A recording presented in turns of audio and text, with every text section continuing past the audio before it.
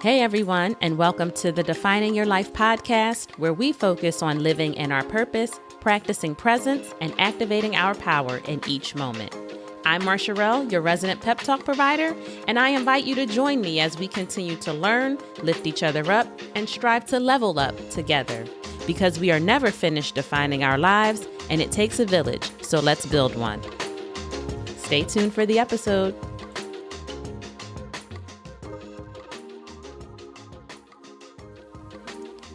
Hey everyone, I hope that you had a wonderful week and that you are settling into 2023 comfortably and putting some steam behind those micro goals. I know I'm feeling very energized about all of the potential that lies in the year ahead, and I hope that you are as well. So please continue to share your micro achievements with me. I'm looking forward to hearing all about them and how what may seem so small in the moment can really make a big impact in your life. Now, I can't believe that we've already made it to episode 10 of the podcast. Woohoo! So I want to say cheers to you for being here to celebrate this micro achievement with me. I know I say it all the time, but thank you for spending a few minutes with me each week as we define our lives together. And so this week, I want to spend a few minutes talking about something that may seem trivial, but over time, how we respond in this area creates a compound effect within us. And I find that as women, if we aren't currently struggling with this in the moment, many of us have at some point in our lives. So today is just a simple reminder for you and me to take the compliment. Has someone ever given you a compliment and instead of you just saying, thank you, or maybe a thank you, with a positive follow-up of some kind, you found some way to downplay it? For instance, someone says, oh my gosh, I love that jacket. And you say, oh, this is cheap. I got it from such and such. Number one, they didn't ask you where you got the jacket from, so you're giving them unnecessary information. But two, did you add any value to that exchange by letting them know that it was just something cheap you picked up? Whether the jacket was a hand-me-down from a friend or a thrifted find, who cares? It looks good on you. So take that compliment and keep it moving. I know some of you are probably thinking, I like to share my bargain finds. What's wrong with that? And you're right. There's a time and a place for this type of chatter. But right now, we are talking about simplistic, positive exchanges and how they make each of us feel. Have you ever given a compliment to a stranger randomly and they respond surprised? We are so used to being focused on negative encounters that we question the good even in something as simple as a kind remark in passing. This reminds me that while it is important that we affirm ourselves, we should all be in the practice of doing the same for each other. We are all worthy of affirming words and should be able to get used to them flowing in from different places.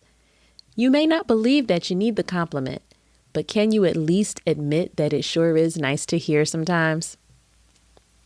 According to the Penn State College of Health and Human Development, genuine compliments build relationships, improve communication, motivate people, and boost one's self-esteem and self-confidence. I mean, look at all of the benefits that we can get from just a few words from someone we care about or even a stranger. Every time we take a moment to discount the kind things that someone might say to us, we are not only devaluing their words, but subconsciously devaluing ourselves, telling ourselves that we aren't good enough to receive the fullness of the positive reinforcement that someone else is choosing to bless us with. This may sound extreme, But think about it. If we are constantly whittling away at that positive reinforcement, a little bit here, a little bit there, what are we left with in the end? Stop looking for the bad. If someone gives you praise for your work, should you be responding with how you could have done it better? No. Of course, when you are reflecting on lessons learned later on, not in that moment when someone is praising you, you can go ahead and evaluate where there's room for improvement. But in that moment, when a colleague or a friend takes the time to tell you you just aced something, just try saying, thanks, I worked really hard on that. Or, I'm glad it was well received. There are dozens of other ways to respond, and not one of them should focus on how you could have done it better. The complimenter did not ask you where you could have improved. They were trying to celebrate where you got it right. So don't take that moment away from you or them. It's those little gems, the compliments and the words of encouragement that make us feel good about ourselves, build our self-esteem, and create that positivity bank that we can pull from when we may not be feeling so great another day. We need all of the value that positive words bring, plus interest. So don't rob yourself of that. Now, the examples that I shared earlier may seem minor, but the bigger point is this. Don't diminish your greatness in any area ever. And this doesn't make you cocky or puffed up. Because if you behave a certain way in one area in your life, it is much easier to pull those poor habits into other areas as well. So we have to give ourselves the permission to be celebrated, even on a small level daily. It seems that as women, we find ways to deflect and sacrifice even when it's not necessary all of the time. Let's collectively do better. And if none of what I'm talking about applies to you, I encourage you to be the one to lift up the next woman with the giving of compliments freely, okay? Let them know, oh my gosh, girl, you look good. I was inspired by what you shared, and so on and so forth. Somewhere along the line, we decided that the giving and receiving of compliments shouldn't be done freely, but I challenge you to join in making it the new norm. This week, if you think something positive about someone, I encourage you to share it with them. Whether it's a call, a text, a social media comment, or even in line at the grocery store, lift them up. And if you are the recipient of such a compliment, just say thank you, or let the other person know how much it meant to hear that. Now, do not engage in additional conversation around the compliment if you are going to deviate from the energy of reception and diminish here, okay? Hold the compliment and move on. The same way no is a complete sentence, so is thank you. So you can just leave it at that. I'll share a few words with you from author Tondalea Allen today.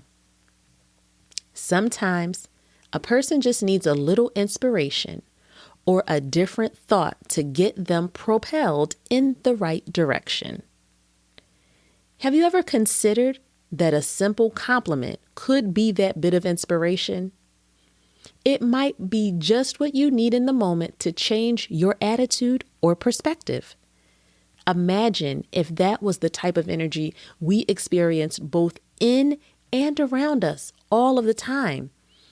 That sounds to me like a great impact on our environment and our daily lives.